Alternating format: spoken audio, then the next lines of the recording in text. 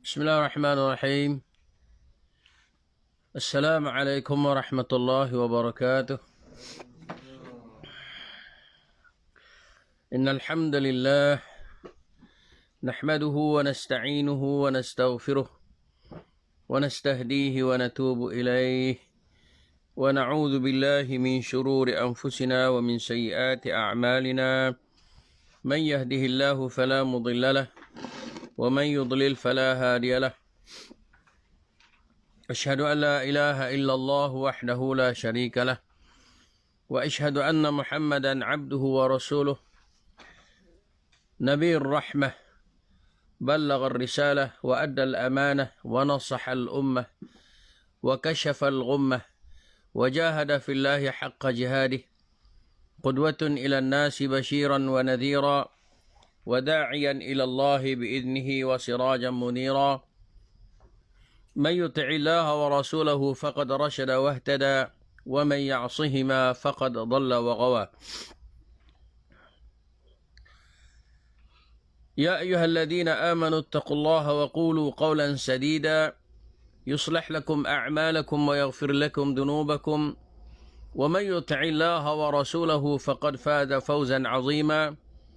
أما بعد فإن أصدق الحديث كتاب الله وخير الهدي هدي محمد صلى الله عليه وسلم وشر الأمور محدثاتها وكل محدثة بدعة وكل بدعة ضلالة وكل ضلالة في النار. اللهم يا ربي لك الحمد كما ينبغي لوجهك الكريم وعظيم سلطانك. اللهم زدنا علما وارزقنا فهما. اللهم زدنا ولا تنقصنا واعطنا ولا تحرم علينا. اللهم اهدنا بهديك وانصرنا بعونك يا أرحم الراحمين. اللهم اهدنا صراطك المستقيم. اللهم اهدنا صراطك المستقيم. اللهم اهدنا صراطك المستقيم صراط الذين أنعمت عليهم من النبيين والصديقين والشهداء والصالحين. اللهم إنا نسألك الهدى والتقى والعفاف والغنى. اللهم اجعلنا من الذين يستمعون القول فيتبعون أحسنه.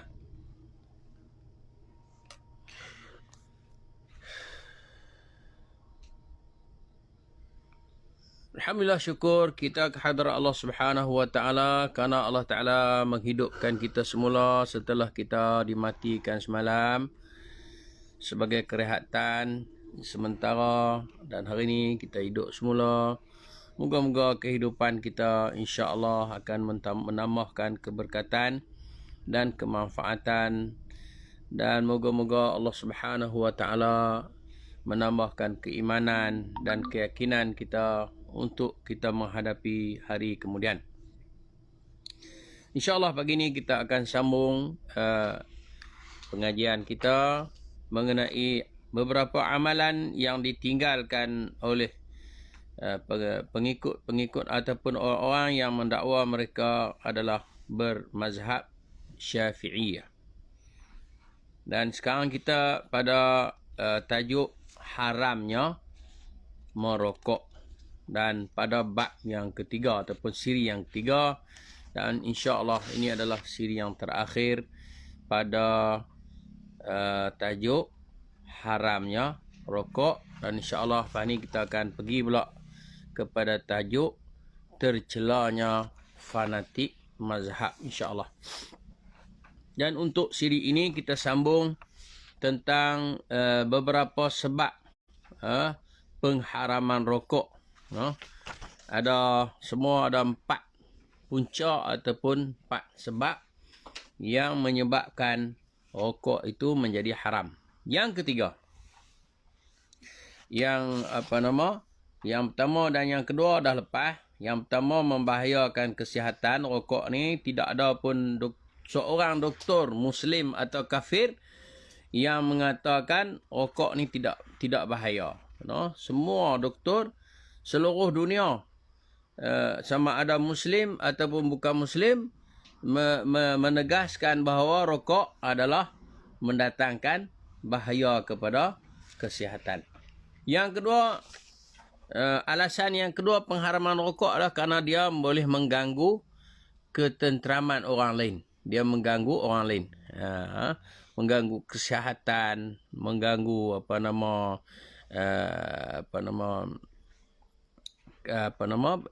keadaan orang lain. Dia panggil apa? Pencemaran udara. Orang yang isap rokok ni dia boleh menyebabkan berlakunya pencemaran udara. Yang ketiga, merokok adalah salah satu daripada bentuk tabzir dan israf. Waalaikumsalam ya Cik Kri. Merokok adalah salah satu daripada bentuk tabzir ataupun israf. No? Dalam hal ini ada banyak ayat di dalam Al-Quran yang melarang kita daripada tabzir dan israf. Contohnya di dalam surah Al-Furqan, di dalam menyenaraikan sifat-sifat ibadur Rahman, dalam menyenaraikan sifat-sifat ibadur Rahman, Allah Subhanahu wa taala menegaskan walladzina idza anfaqu lam yusrifu. Orang-orang beriman apabila mereka berbelanja, mereka tidak ada israf padanya. Walam yaqturu, tidaklah kedekut. Tidak ada israf, tidak ada pembaziran, tidak ada kekikiran, kedekut. Wa kana baina dzalika qawamah. Dan perbelanjaan orang-orang mukmin ni pertengahan. Ini boleh tuan-tuan cek dalam surah Al-Furqan ayat yang ke-67. Surah Al-Furqan ayat yang ke-67. Begitu juga kita boleh tengok di dalam surah Al-Isra. Allah Subhanahu wa taala juga menegaskan wa atizal qurba haqqahu wal miskin wa ibnas sabil wa la tubadzir. Ayat 26 dan ayat 27. Innal mubadzirina kanu ikhwana syayatin wa kana syaitanu lirabbih kafura. Surah Al-Isra ayat 26 dan ayat yang ke-27. Allah suruh kita beri kepada anak-anak yatim, kepada sahabat handai kita, kepada ahli keluarga kita.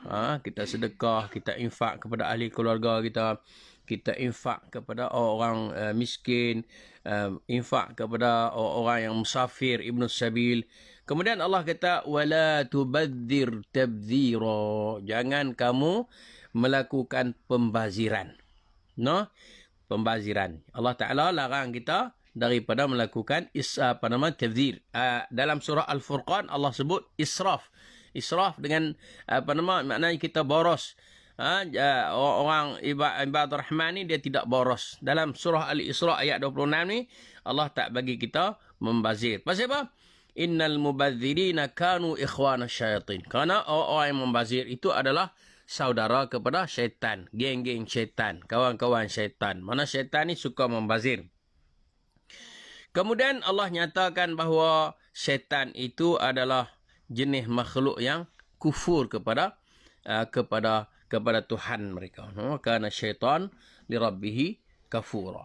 Jadi rokok, orang yang isap rokok ataupun merokok itu juga termasuk di kalangan israf dan juga tabzir.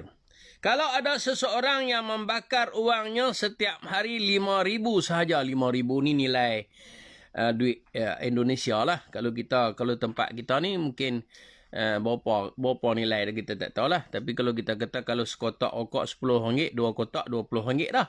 Kalau orang tu isap rokok sehari sekotak, maknanya RM10. Kalau sehari 2 kotak, maknanya RM20. Kalau sehari 3 kotak, maknanya RM30. Kan?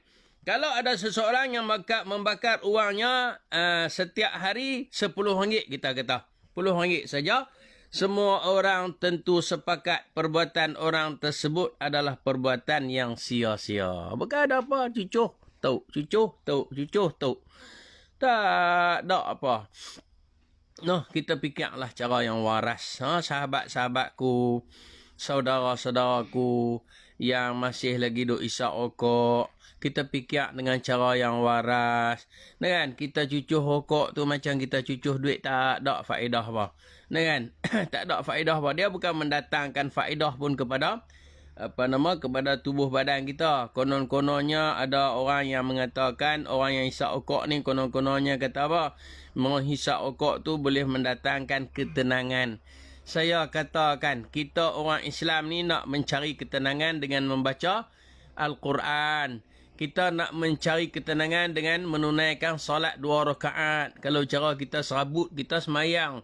Semayang 2 rakaat, insya-Allah kita boleh tenang. Kalau cara kita kalau cara kita dakwa kata kita boleh tenang dengan cara isap rokok ni, maknanya kita fikir semulalah. Kita fikir semulalah. Kenapa? Kerana merokok itu, kalau cara kita tengok alasan yang ketiga ni, dia boleh menyebabkan israf, dan israf ini adalah amalan syaitan. Tafzir ni adalah amalan syaitan. Boros dan juga membazir itu adalah saudara syaitan. Ternyata kita dapati jumlah batang rokok yang dihisap oleh para perokok variatif, yang tegar. Mulai dari beberapa batang rokok sehari, kemudian sebungkus hingga 2 bungkus rokok sehari. Ada yang dia sambung putin, orang kata kan. Tambah-tambah yang jenis apabila bersembang, berborak ataupun kita kata apa? Waalaikumsalam warahmatullahi wabarakatuh. Ya, Cikgu Mak Jali. Kita isap rokok, kemudian kita sembang apa semua, maknanya lepas putung, tak silap sekali majlis berjumpa tu pasal 3-4 batang tu sahih dah. Kan? 3-4 batang tu sahih pula, kemudian share dengan kawan-kawan lagi, tak sorok kira lah jenis lajak gon. Kan? Ini tentu merupakan bentuk tafzir. Dan sebenarnya tidak ada hasilan apa benda pun yang diperolehi, yang dakwa kata ketenangan ni, kita tak tahulah lagu mana bentuk ketenangan yang mereka dapat. Harta yang kita miliki pun amanah dari Allah dan akan diminta pertanggungjawaban oleh Allah Subhanahu Wa Taala. Ni kita nak kena ingat. Harta yang Allah Taala bagi, berita yang ada pada kita tu adalah dalam bentuk pinjaman, dan dia adalah amanah dan akan dipersoal segala bentuk pembelanjaan yang kita buat. Nabi SAW bersabda, la tazulu qadama 'abdin yawmal qiyamati hatta yus'ala 'an 'umrihi fima afnahu wa 'an 'ilmihi ma fa'ala bihi wa 'an malihi min ayna iktasabahu wa fima anfaqahu wa 'an jismihi fima ablahu. Tidak akan bergeser kedua kaki seseorang hamba pada hari kiamat. Maknanya kita bila pergi hari kiamat nanti tak ada nak pijak elok lagi tapak kaki kita. Sudah ditanya. Ia akan ditanya tentang umurnya, ke mana ia habiskan. Kalau kita hidup atas dunia ni 60 tahun, lepas tu kita mati, maknanya 60 tahun tu Allah suruh, Allah tanya balik, umur 60 tahun tu hamba apa? Kan? Tentang ilmunya, apa yang telah diamalkan. Kan? Apa yang kita tahu, macam sekarang ni kita tahu dah, rokok tu katanya haram. Haram rokok tu. Maknanya adakah kita praktikkan dalam hidup kita? Tahu kita benda tu haram, kita buat ke kita tak buat? Tahu kita benda tu wajib buat, kita buat ke tak buat? Mana akan dipersoalkan. Tentang hartanya, dari mana ia memperolehinya. Ni dia. Dia poin ni tadi. Tentang hartanya, dari mana ia memperolehinya. Makna sumber harta tu daripada halal ke daripada haram. Ke mana ia habiskan. Dan ke mana ia habiskan. Maknanya harta dia tu dia ambil daripada mana sumber, dan dia belanja ke mana. Adakah dia ambil daripada sumber yang halal atau haram? Adakah dia belanja kepada benda yang haram ataupun benda yang halal? Contohnya kalau dia isap rokok, dia kena. Sebab apa? Sebab ternyata rokok hukumnya hukumnya haram. Saya tak tahu lagi lah. Di kalangan ahli jemaah kita yang mengikuti siaran ini, daripada awal pengharaman rokok ni, kalau ada lagi yang berani menafikan tentang pengharaman rokok, saya tak tahu lah. Kan? Saya ni hanya menyampaikan. Kerja saya menyampaikan. Kemudian tuan-tuan timbang-timbangkanlah, tengok sama ada benda-benda ni tuan-tuan boleh terima haram, ataupun rokok ni tuan-tuan boleh terima dah hukum dia haram, ataupun tuan-tuan tak boleh terima hukum dia haram. Itu terpulang kepada tuan-tuan. yang saya ingin nyatakan ialah seperti mana yang para Rasul SAW kata dalam firman Allah Ta'ala, وَمَا عَلَيْنَا إِلَّا الْبَلَاغِ. Tidaklah menjadi tanggungjawab kami kecuali hanyalah menyampaikan. Terpulanglah kepada tuan-tuan. Cumanya nasihat saya kan, supaya tuan-tuan bertenang dan berfikirlah secara waras, berfikirlah dengan tenang dan carilah keuntungan dunia dan akhirat. Tentang hartanya, dari mana ia memperolehinya dan ke mana ia habiskan. Harta dia tu dia ambil daripada mana, halal ke haram, ataupun dia belanja ke mana, adakah daripada halal ataupun belanja pada benda-benda yang haram. Tentang tubuhnya, ke mana ia gunakan. Tubuh badan kita ni, adakah kita guna kepada benda-benda yang bermanfaat ataupun kita guna kepada benda-benda yang tidak bermanfaat. Adakah kita guna pada membantu orang, menolong orang, ataupun kita duduk berehat saja, kita tak ada buat apa. Kita duduk saja kan. Itu satu kerugian lah. Sepatutnya tubuh badan kita ni kita guna kepada benda-benda yang bermanfaat. Waalaikumsalam ya Syekh Ghazali. Sudah siapkah seorang perokok menjawab pertanyaan Allah? Ini pedih ni soalan ni. Mana kalaulah begitu sekali, kita ni beriman dengan Nabi, beriman dengan Rasul. Ya Pak Long. Kita beriman dengan Nabi, kita beriman dengan Rasul. Ya, Rasul SAW ada beritahu kepada kita tentang perkara. Allahu Akbar. Terima kasih Syekh Syabiri. Memang jelas lah. No? Alhamdulillah. Hadakallah. Wa iyana jami'an. Nabi SAW sebut kata di akhirat nanti segala harta kita akan dipersoalkan. Jadi adakah kita sudah buat jawapan, sedia jawapan untuk menjawab soalan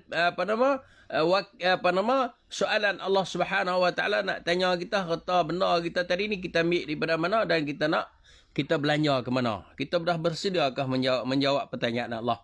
Ke mana ia habiskan uangnya? Tu kan kita nak abang. Kita tak boleh tipu, kita kena abang. Di antara jawapan kita kepada bagi orang yang hisap rokok, dia kena jawab. Dia kata, duit aku beli rokok.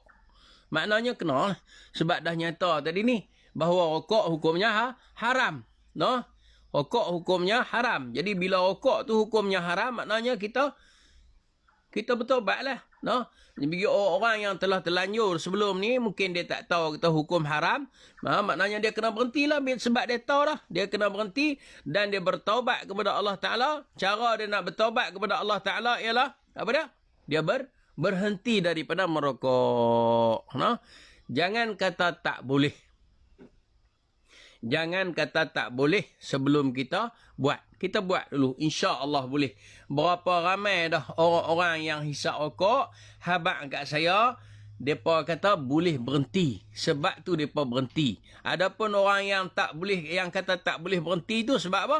Sebab yang pertama sekali, mereka tak berhenti. Kalau mereka berhenti, boleh berhenti. Kalau mereka tak berhenti, tak boleh berhenti. Tu yang cerita dia. Dengan kemudian di antara sahabat-sahabat kita yang habaq dalam ni kan, dalam ni lah, dalam kita dalam kita duk bicara kes rokok ni, ada daripada duk mesej saya, dia kata apa? Di antara cara-cara nak berhenti ialah, nak berhenti rokok dah, kita jauhi daripada bergaul dengan orang-orang yang hisap rokok. Jangan duk kawan dengan orang hisap rokok. Sebab apa? Sebab bila kita berkawan dengan orang yang hisap rokok, kita mula ada rasa apa? Rindu. Ada rasa rindu dengan rokok. Ini di antara di kalangan ulama menyebut itu di antara asbab ataupun illah pengharaman rokok. Di antara punca sebab pengharaman rokok pasal apa? Pasal ada padanya unsur ketagih. Unsur ketagih ataupun disebut dalam bahasa Arab sukran. Berhenti beli, minta kat kawan. Cik Azali kata, elok. Berhenti teruslah. Tak payah duduk minta kat kawan. Tak usah duduk isap rokok, senang. Dengan dia duduk atas diri kita. Orang tertua, hadis orang tertua kata apa? Nak 1000 daya, tak nak 1000 dalih.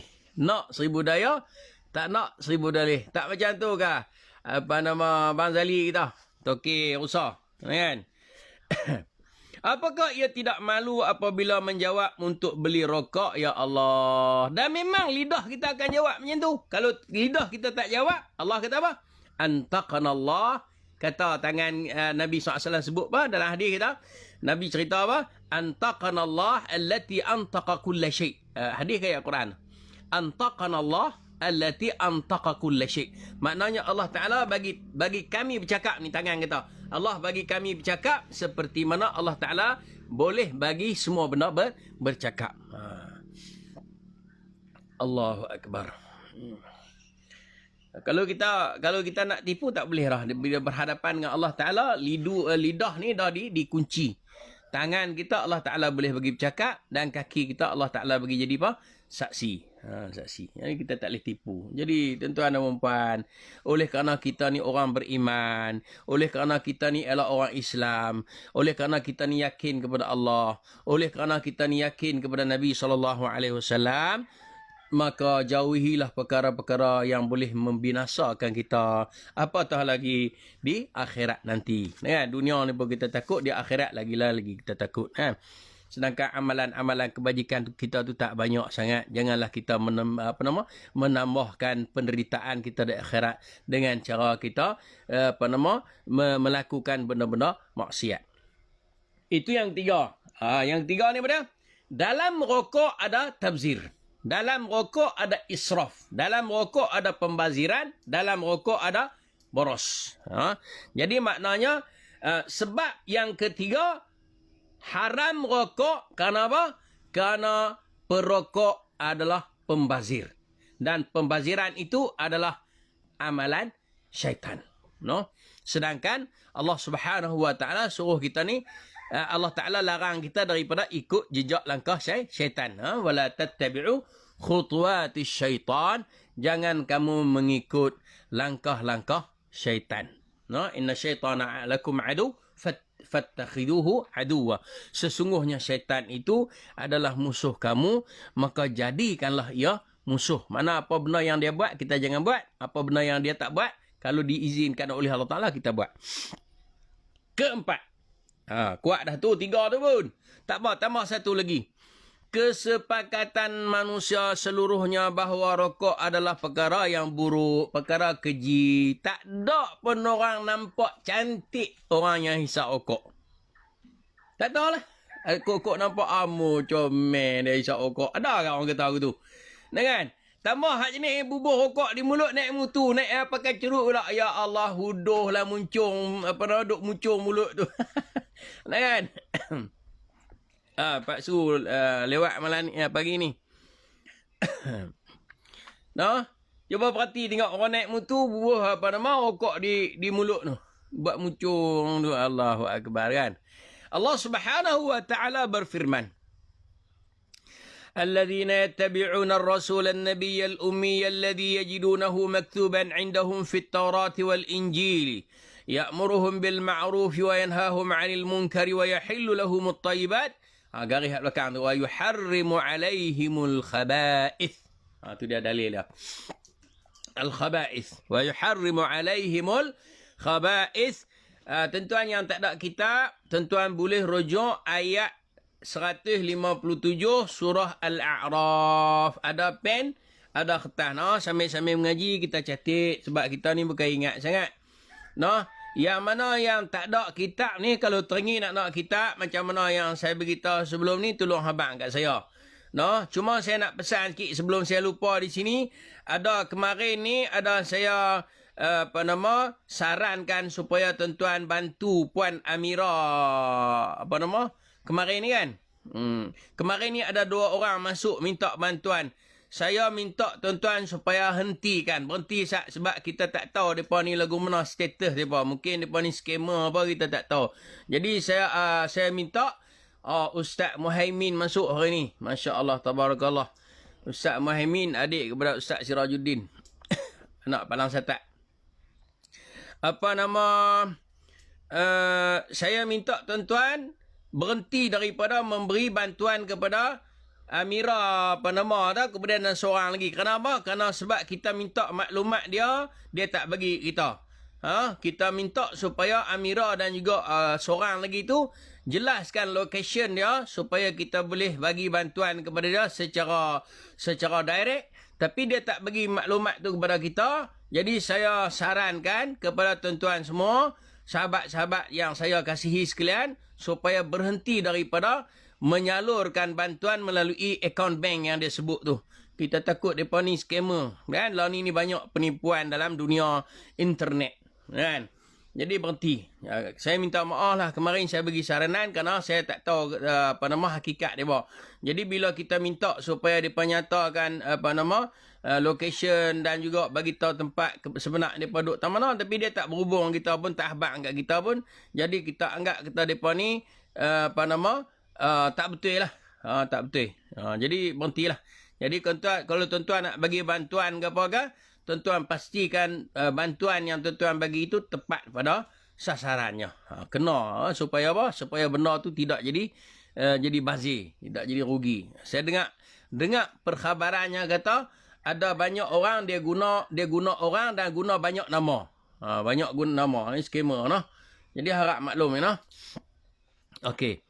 Jadi hadis Allah Subhanahu wa taala berfirman di dalam ayat 157 surah Al-A'raf, maksud dia iaitu orang-orang yang mengikuti Rasul Nabi yang ummi, yang namanya mereka dapati tertulis dalam kitab Taurat dan Injil yang ada di sisi mereka, yang menyuruh mereka mengerjakan yang ma'ruf dan melarang mereka dari mengerjakan mungkar, dan menghalalkan bagi mereka segala yang baik dan mengharamkan bagi mereka segala yang buruk. Dan rokok termasuk daripada perkara-perkara khaba'is, perkara-perkara yang buruk, perkara-perkara yang keji. Kenapa? Kerana kita nampak rokok ni tidak ada manfaat pada dia, bahkan dia ni rokok ni busuk. Ringkas cakapnya rokok ni busuk. Busuk mudaratkan, kan, bau dia apa tak elok, dia mudarat ni, jadi termasuk daripada benda-benda al-khaba'is. Dan Allah Ta'ala sebut dalam surah Al-A'raf tadi ni, wa yuharrimu alaihimul khaba'is, dan mengharamkan bagi mereka segala yang buruk. Dia termasuk daripada benda-benda tayyibat. Kita tak pun dalam dunia ni manusia yang waras mengatakan bahawa rokok itu termasuk daripada tayyibat. Tak ada pun.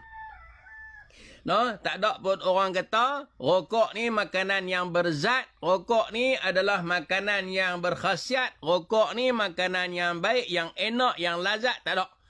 Semua kata rokok ni adalah benda yang keji, benda yang tak elok, benda yang busuk, benda yang memudaratkan. Boleh kata semua orang Islam ke, orang tak Islam ke, semua ittifaq bermuafakat mengatakan bahawa rokok tidak ada manfaat baginya, bahkan rokok adalah benda yang keji, benda yang busuk, benda yang memudaratkan. Bahkan kalau kita tengok kelang-kelang rokok pun, di kotak rokok tu dia tulis gambar yang huduh, kan? Gambar, tak tahu gambar tak bernama, gambar paru-paru, barah paru-paru ke apa, kita tengok di kotak rokok tu lah. Kita jumpa ada hak yang penghisap rokok dengan pangai huduh, mereka tuk rata ikut jalan tu pun satu benda juga. Kan? Mereka hisap rokok, habis rokok mereka tuk, habis kotak piung, mereka pakai pungai tu. Mereka pakai pungai ikut dan. Itu pun salah satu daripada sifat yang yang tidak baik, yang tidak diajar oleh agama Islam, no. Kalau di negeri Perlis ni, mufti kita Sahibus Samahah dah nasihatkan supaya tidak membuang sampah di merata-rata. Kan? Bahkan Tuanku Sultan pun, Tuanku Raja pun, Raja Perlis pun memperkenankan benda tu. Kan? Dia tak suka. Raja muda ke, Raja ke, dia tak suka kekotoran. Bahkan di mana-mana pun orang tak suka kekotoran. Islam sendiri pun larang kekotoran, kan? Dengan dampak buruk yang ditimbulkannya, rasanya tidak ada yang menyelisihi bahawa rokok adalah suatu yang buruk. Kalau kita tengok secara zahirnya rokok tu, kita dah nyata bahawa dia adalah benda yang buruk, khaba'is, maka tak ada siapa pun yang nak menafikan tentang buruknya rokok tadi ni. Yang pertama, Rokok tadi menyebabkan penyakit kanser. Kanser, no? Ataupun orang tua kita barah, no? Kanser. Bahkan berbahaya bagi wanita yang menyusui dan juga bayi yang disusuinya. Dengan orang yang menyusu, perempuan yang menyusu ataupun perempuan yang mengandung, kalau isap rokok jadi bahaya. Kalau dia duduk dekat orang isap rokok pun ada kesan dia, ada side effect dia, ada kesan sampingan kepada dia. Kesan dia kepada bayi, kesan kepada perempuan itu sendiri, kesan kepada kandungan dia, no? Yang kedua, menyebabkan kuningnya gigi bahkan hitamnya gusi, berkarat, kuning berkarat. Yang ketiga, merosak paru-paru, merosakkan jantung dan menyebabkan darah jadi masalah dan keburukan-keburukan lainnya pada tubuh badan si penghisap rokok tadi ni, no? Oleh kerana itu, secara fitrah, tidak seorang perokok pun yang mana pada saat hendak merokok lalu mengucapkan bismillah. Adakah? Ni ada, cikgu kata ada orang dah kena hak nombor 3 tu, paru-paru jantung pada tahun 2012.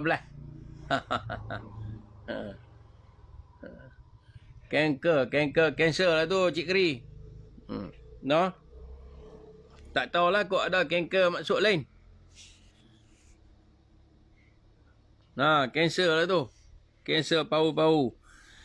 Tak ada pun dia kata orang yang isap rokok ni bila dia nak isap rokok dia Bismillahirrahmanirrahim ataupun dia kata Allahumma barik lana fi ma razaqtana kan, tak ada. Kan? Tak ada. Dia terus petik bubuh di muncung ni tu, kemudian cucuh. Tu lah. Tak ada nak bismillah apa. Jadi apa dah? Kalau makanan, minuman yang tidak dibaca bismillah padanya, siapa kongsi? Setan.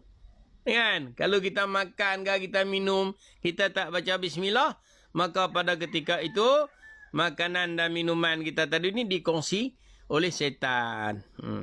Tak baca bismillah. Dan tidak seorang perokok pun yang setelah merokok lalu mengucapkan Alhamdulillah. Sudah-sudah hisap rokok, dia tahu. Cikgu Mat kata ada orang baca bismillah. Ada orang baca bismillah. Elok lah buat benda haram, baca bismillah. Kan? Yang anehnya tidak pernah kita dapatkan seseorang pun masuk ke dalam jamban sambil menyedut sesuatu. Bahkan duduk lama-lama dalam jamban tersebut sebagaimana seorang perokok yang mengepulkan asap rokoknya dalam jamban. Hak ni ada. Hak nak boleh tak kok bawa ayak jus timikai ke dalam jamban, tak ada. Allahu Akbar. Tolonglah tengok.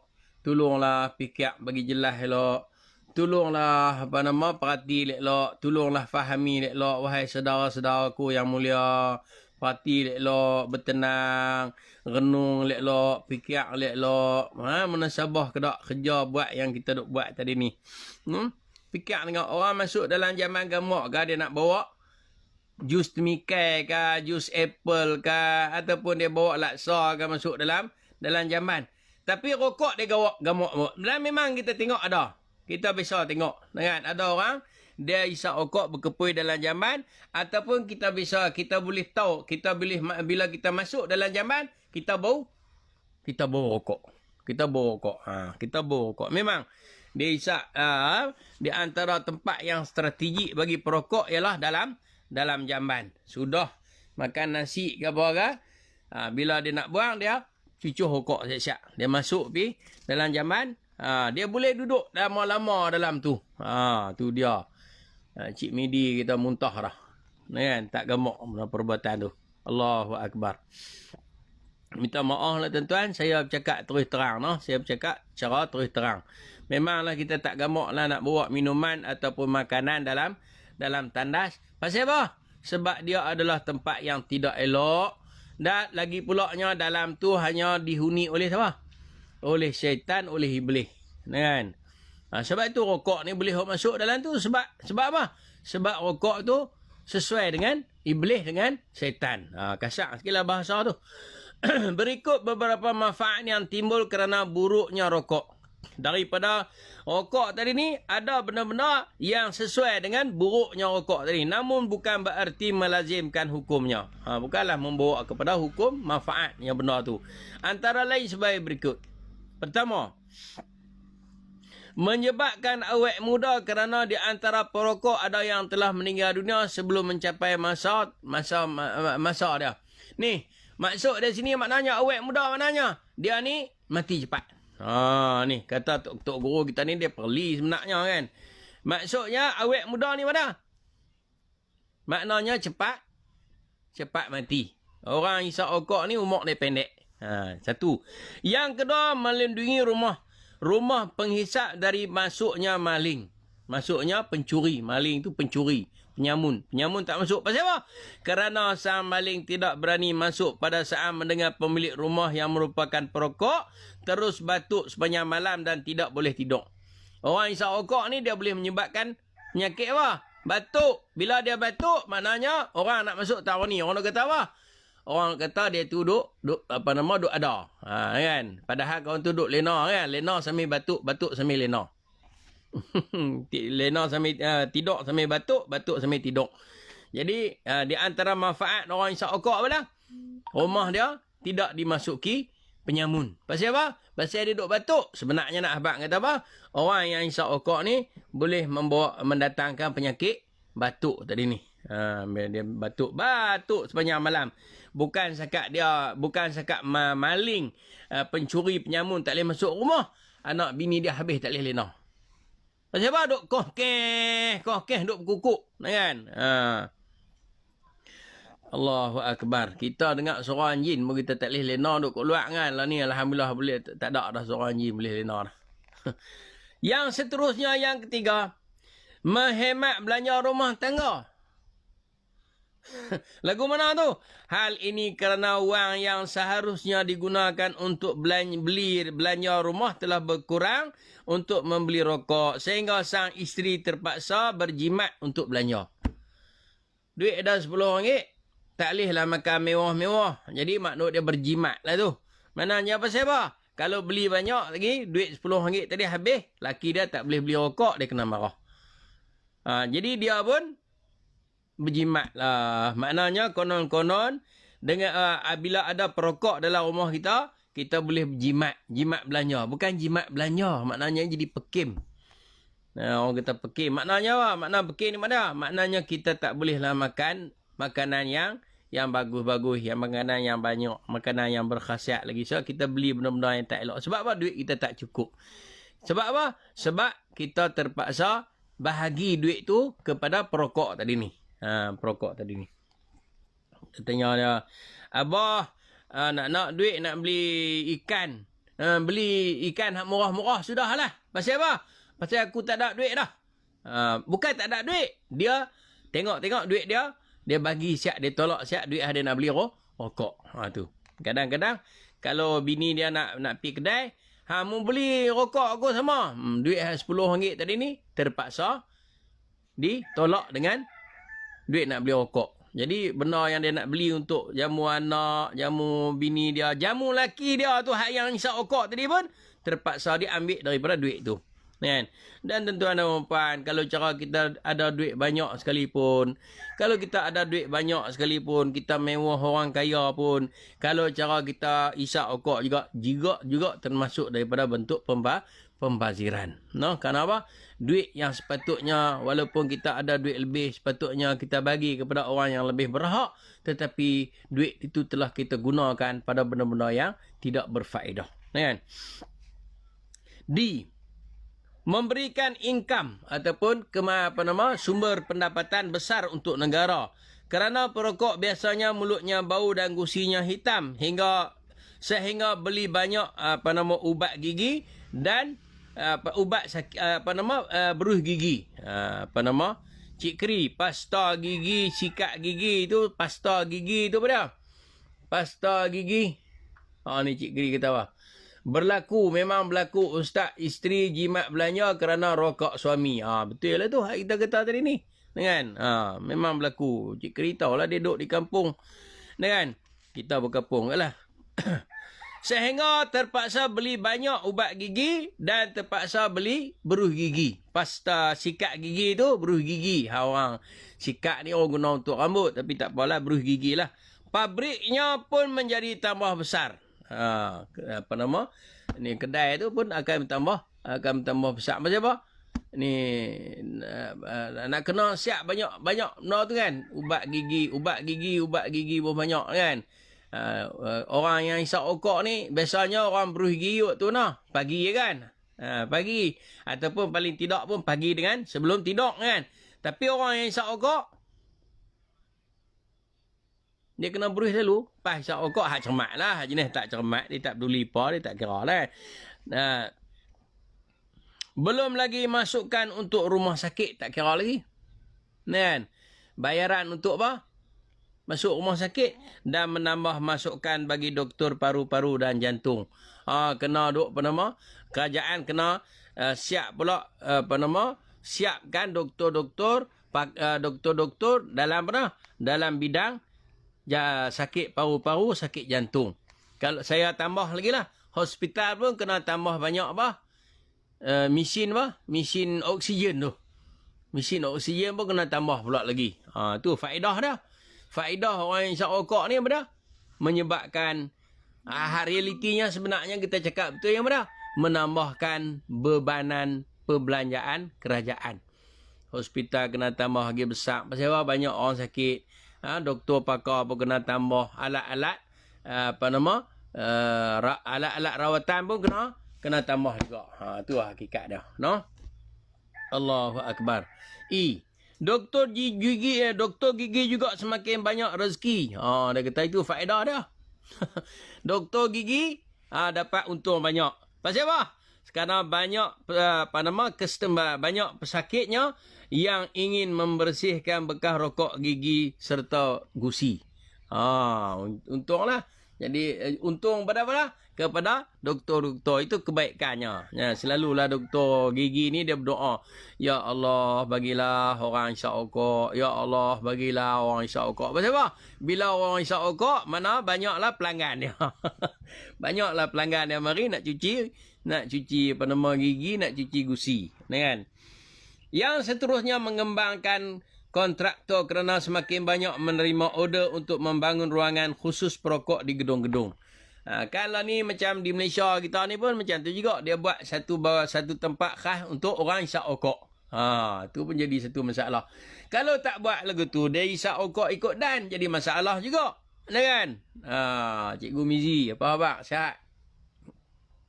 No? Kalau tak buat tempat khas hisap rokok, dia ganggu orang. Tapi tu dia lah kita manusia ni, tabiat dia tak payah dah. Dia tak peduli dah. Orang hisap rokok ni saya duk parti tuan-tuan dan puan. Dia nombor satunya dia tidak ada sifat malu macam mana yang disebut oleh Tok Guru kita Dr. Firanda tadi ni. Dan juga dia tidak ada rasa hormat kepada orang lain. Dia tak ada rasa hormat kepada orang lain. Dia hantam ikut dan. Nak buat kena ni ustaz, berhentilah Pak Long oi. Berhentilah Pak Long oi. Tak ada faedah Pak Long oi. Sungguh lillahi taala tu saya nasihat kerana Allah Taala tu Pak Long oi. Berhentilah Pak Long, hipun duit tu insya-Allah habis Covid ni, insya-Allah kami tolong doa Pak Long boleh pergi Mekah insya-Allah. No? Pak Long duit Pak Long guna untuk beli rokok tadi ni, kalau Pak Long beradu hisap rokok tu, insya-Allah kami tolong doa habis Covid ni Pak Long boleh pergi Mekah. Moga-moga habis umur dalam keadaan husnul khatimah. Dunia ni tak lama dah Pak Long. Kita nak duduk atas dunia ni tak lama dah. Lagi pula kalau betul-betul kita rokok tu memuaskan hati kita berhenti lama dah, tapi tak puas. Kita tak puas lah Pak Long. Lillahi ta'ala ni nasihat kerana Allah Ta'ala. Berhenti beradu lah. Mana sahabat-sahabat kita semua yang merupakan penghisap rokok tegar, tolonglah fikir dengan waras, dengan tenang. No? Berhentilah. Ada orang kata berhenti slow-slow. Saya kata tak. Kalau duk berhenti slow-slow tu tak berhenti jugalah. Tambah pula duk berkawan, duk bersaing dengan kawan-kawan yang hisap rokok. Kan? Ada yang laju. Ada yang bila kita pergi ke demo,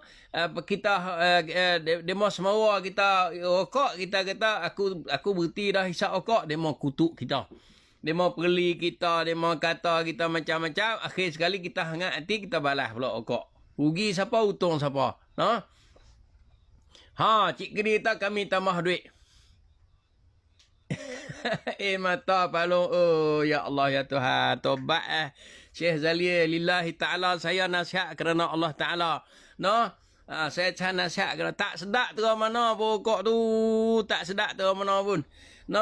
Apa nama, ya Allah Tuhan, aku berhentilah insya-Allah. Sahabat-sahabatku sekalian yang dikasihi, berhentilah daripada benda apa tah lagi benda tu benda yang haram, yang kena berhenti terus. Cikgu Mat Zali kata kena berhenti terus, tak boleh duk lock lah. Jadi apatah lagi benda tu benda yang haram, yang boleh mendatangkan kemudaratan kepada kehidupan kita dan masa depan kita. Dan mungkinlah kita bila kita duk buat benda-benda haram ni, kehidupan kita tu tidak ada padanya keberkatan yang menyebabkan amal ibadat kita tadi ni tidak diterima oleh Allah Subhanahu Wa Taala. Tu dia bekik macam-macam.